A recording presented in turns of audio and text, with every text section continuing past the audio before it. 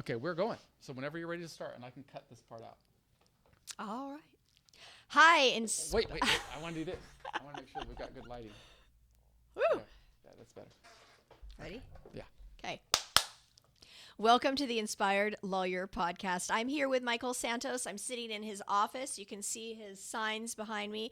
Michael is the host of the Earning Freedom Podcast, which we're definitely going to tap on later in the interview. He's also pointing...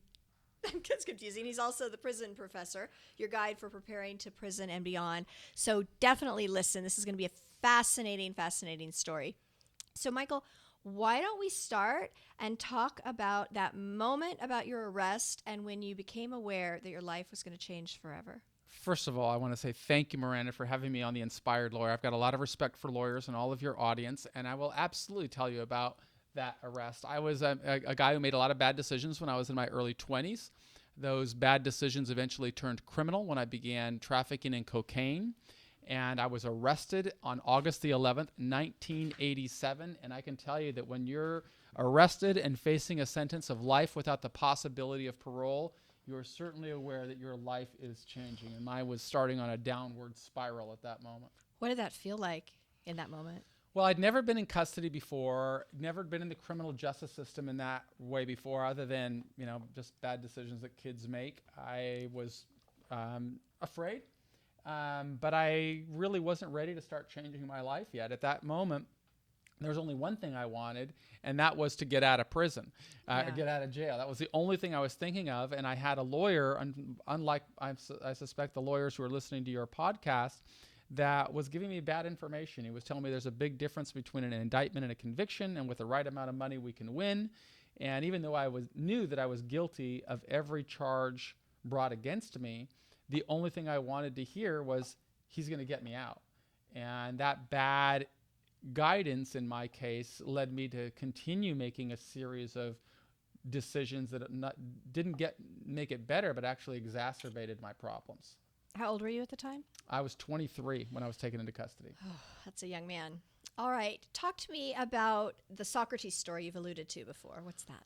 Well, so what happens is I'm going through this process just wanting to get out of the criminal justice system, and I'm eventually convicted. I'm convicted of every count.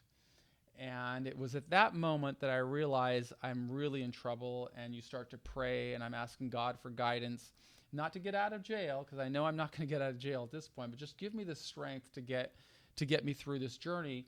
And it was through those prayers, I'm convinced, that led me to a book. And it was this book about philosophy, this treasure. It was called The Treasury of Philosophy, which was an anthology of numerous different authors that I didn't know how to read. I mean, at that time I didn't know how to spell philosophy, much less know what it meant. But I'm flipping through the pages, and I come across this story of Socrates. And it speaks to me because Socrates is in jail and he's awaiting his execution. And I knew I was facing a sentence of life in prison. And so that is almost like execution because you're going to die in prison. And I was at that moment thinking, what can I do? Is there anything that I can do with my life? And I get inspired by reading about Socrates and the way that he responded to his punishment.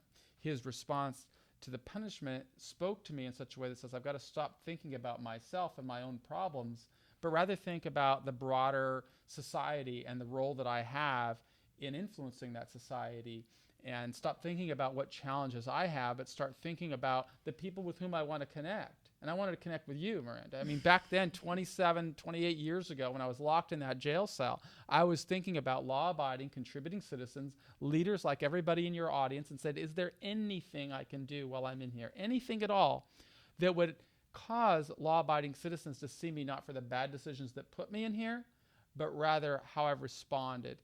And it was that moment that really got me thinking about what could I do while I'm in here.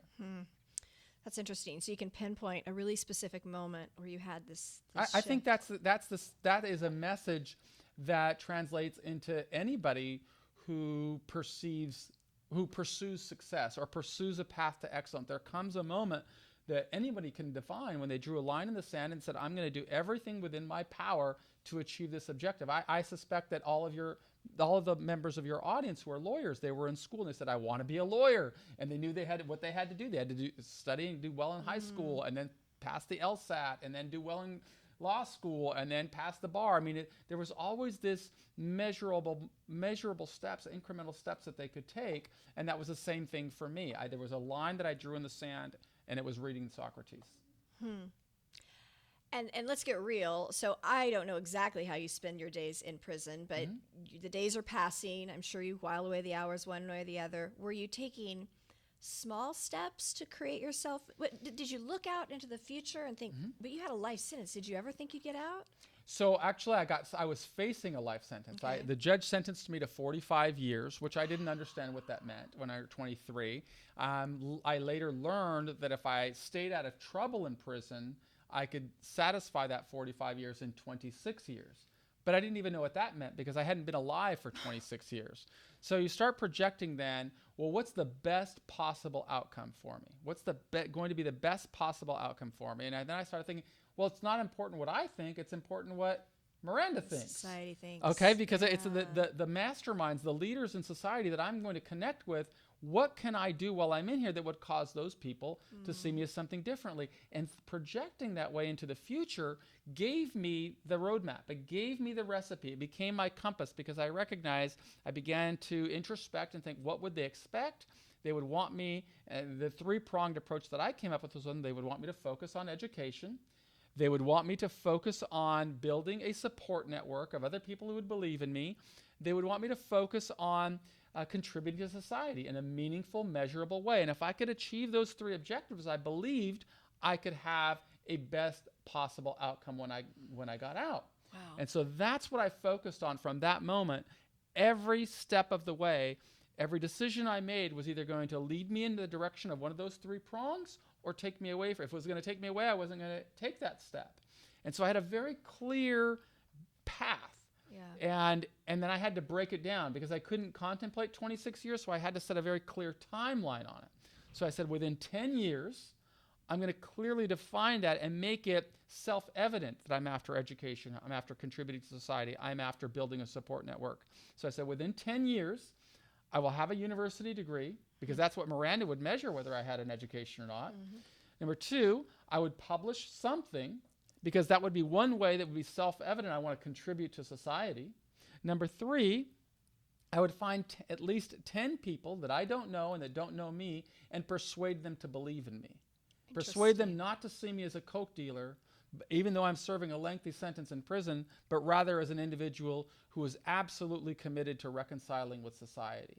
And because I had that path, I had the power within to reject the criminal lifestyle and to make decisions that were going to keep me advancing.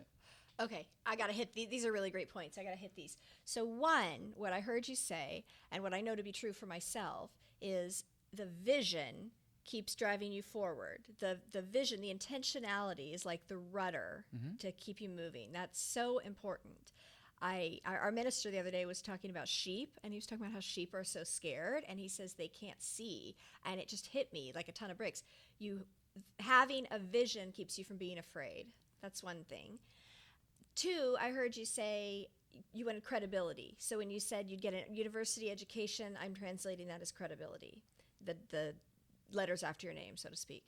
And then I heard you talk about, what was step two? I thought three was your associations, the people you connect with. So yeah, education, contribution to society, and building a strong support network. Those are the three approaches to me because I believed that if I could persuade Miranda to believe in me, maybe some of the people who listen to The Inspired Lawyer will believe in me. Right. And so it was just this very clear, deliberate path is visualize the success that you want to achieve, set a plan in motion, and then execute the plan. And I talk to people about reinvention all the time, and all of these are the steps for reinvention. So I'm so glad you're articulating it because that's what you did, right? You reinvented yourself from a kid with a criminal record to the man you are today. And we're going to get to that in a moment. So tell me about the 7 A's or whatever it is you created. Great. So this actually comes much later in the journey. After the weeks turn into months and the months turn into years and the years turn into decades, I come to the other end of my journey where it's almost time for me to be released from prison. And I have by that time not one degree, but an undergraduate degree and a master's degree. And I had published not a little bit, I published scores of books, not only for under my own name, but for other people in prison. I wrote their books. I didn't know that. What are they? Well, what were the ones for you about? Oh, for me, I wrote books for the criminal justice system. I wrote about the prison system that sold to universities, so they became required reading in universities, which was awesome because and this is all part of a vision.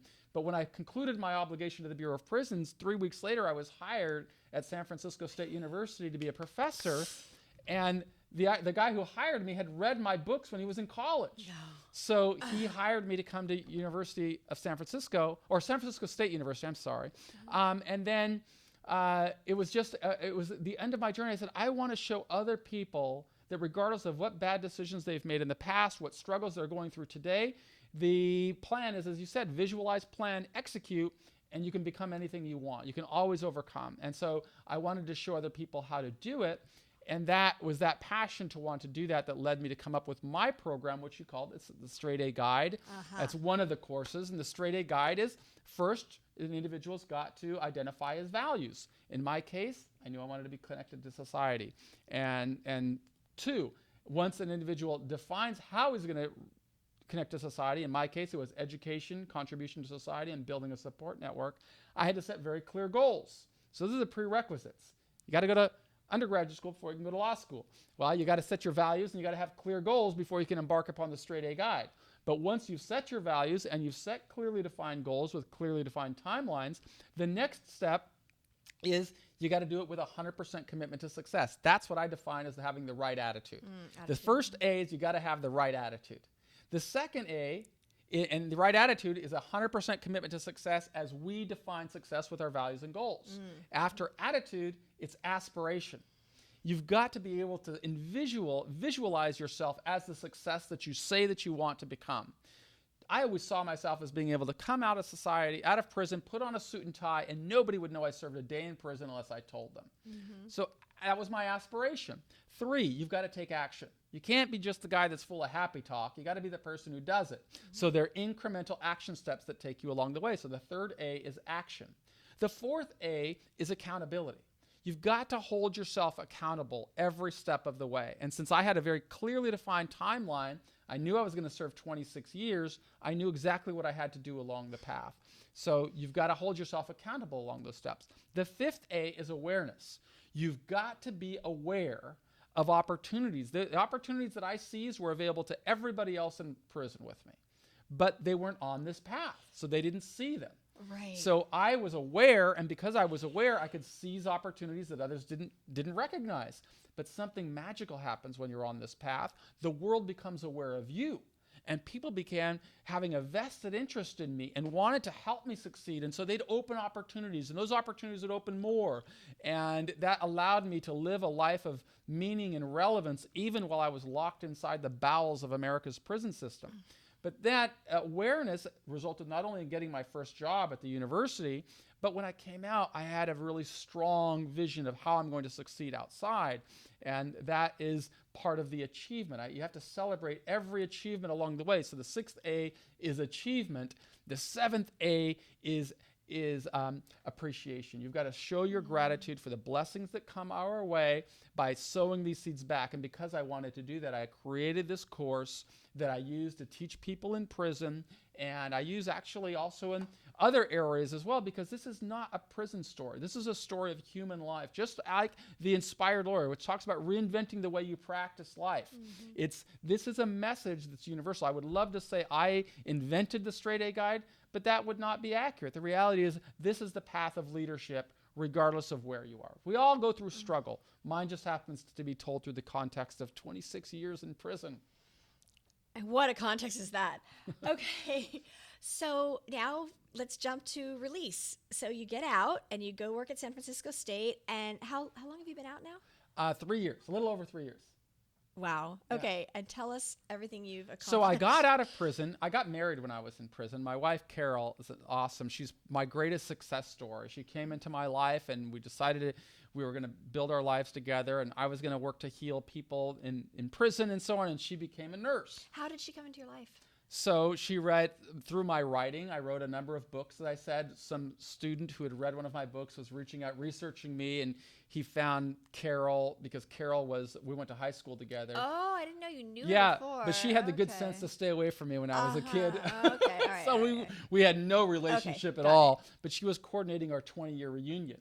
And that led her to learn about my books. It led to a correspondence. When I was out of my 15th year of imprisonment, we got married about 10 years before I was getting out. Wow. Through my work in prison, I was earning a good living, and that was able to support her. Wait, pause a minute. I didn't know you could earn a good living in prison. Oh, you can do anything if you reinvent the way you practice life.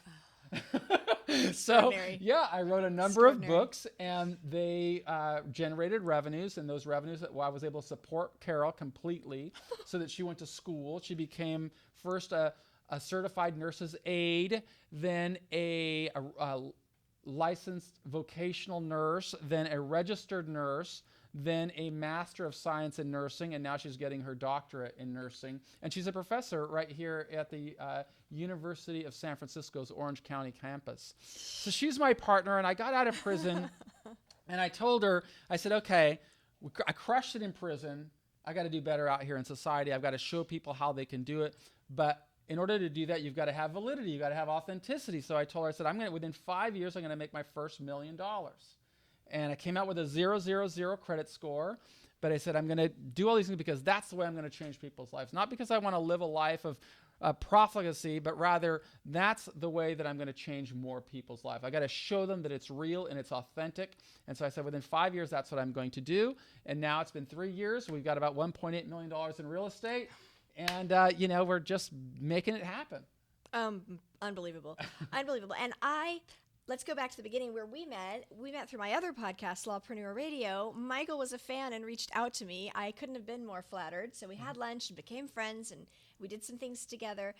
And then, that was a couple of years ago, I think you had hardly been out. No, that was actually, because I've only been doing the podcast for about a year, year and a half. Okay. So about a year and a half ago. My first year I was in the San Francisco Bay Area. Then we moved down here to Orange County. So it was about a year, the end of that year. So I've been here now for 2 years. I've owned a house now up here. So yeah, I love Orange County. Awesome. Why did I say all that? Because when we met. Yes. So we met. You introduced me to podcasting. You inspired me to become a podcaster. Yes. Well, I never would have thought about this if it wasn't for the wonderful Miranda. Thank you. Thank you. But what I was pointing to is you were creating, at that time, you weren't into real estate, that I knew of. At that time, you were creating the programs for the federal justice system. The prison system, right. And you're still doing prison that. Professor. Yes. In fact, I just returned from Guam, where I sold it to the United States Attorney and a number of judges in Guam and Saipan. And I'm in prisons from Guam to the state of Maine, all across the country. So when you say in prison, what is that? I know. So yeah, I create the programs. I interview other people who emerge successfully. I tell their story. I show that everybody has that pattern where there comes a time when they draw a line in the sand and they say, this is what I'm going to do. They set a plan, as you said. They execute that plan, and they that is what allows them to manifest the success that they say they want to achieve. Well, you're singing my song. I mean, that's true for people like me and people that the people I coach and the people I talk to. Those of us who want to reinvent can reinvent. Without a doubt. And I also remember when I first met you, you said there were some people in your life that were encouraging and supporting you and helping you get that foothold. Now, it sounds like you didn't really need it because you had the books and the professorship. Oh, no, we always need. I mean, I'm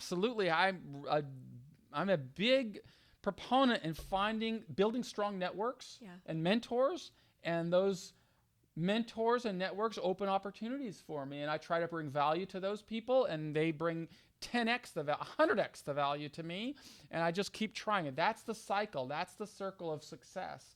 It's connecting with positive people. It's connecting with people who have like-minded ambitions, and then doing everything we can to prove worthy of those opportunities. That's great. I want to ask you two more things. One, now that we're here, now that you're out, you've kind of alluded to your legacy, but that's what I want to hear about. What legacy are you creating yourself for the near future or the far future? Well, I really want to be, as one of my mentors, Gandhi said, be the change that I want to see in the world. I want to bring systemic change to America's criminal justice system. I consider it one of the greatest social injustices of our time, a system that perpetuates intergenerational cycles of failure.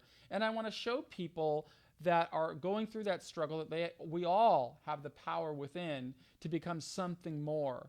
And that's really what my program is all about. The Earning Freedom program is showing that I'm not a unique story. There are hundreds and thousands and tens of thousands of people who've encountered struggle and found a path to overcome it. And so I take those stories and bring them into the prison system and show people what worked for these people and why it can work for them. And it's important for me to reach out to people from every racial, ethnic, socioeconomic background, because it doesn't matter. I've interviewed CEOs and lawyers who've gone to the criminal justice system and found themselves spinning out of control. I interview gang members who don't have a fifth grade education, and yet were able to transform their life when they were in the depths of despair. So it's really important for me to share that message with as many people as possible, because as I've said, this is not a story only about prison. This is a story about human life. And the reality is we all have the strength within